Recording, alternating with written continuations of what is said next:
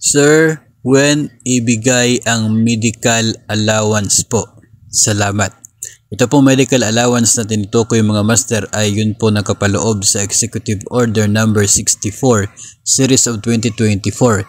Yung order kasabay po ng pagtaas ng sahod ng mga civilian personnel.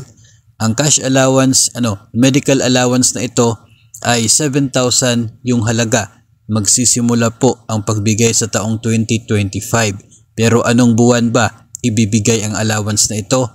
Yan po ang hindi pa malinaw sa ngayon. Ayon sa Section 7 ng Executive Order number 64, the grant of the medical allowance shall be subject to the conditions and guidelines to be issued by the DBM or the GCG as the case may be.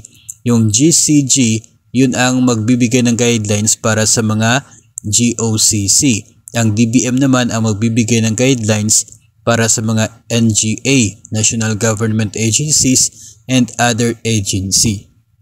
So, ang sagot po natin dyan ay hindi pa po malinaw sa ngayon kung kailan ibibigay, anong buwan ibibigay ang 7,000 na medical allowance starting next year. Abangan po natin sa mga susunod na mga linggo ang guidelines na ilalabas ng DBM na siya po magiging basihan sa qualifications at maging sa proseso ng pagbigay at pagtanggap nitong medical allowance na ito.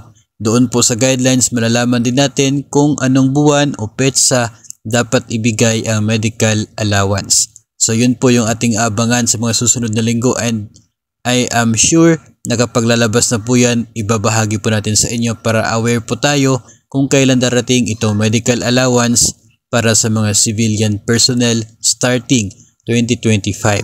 Ang sigurado sa ngayon, sure na po ang medical allowance na yan, at yun ay every year na matatanggap starting 2025.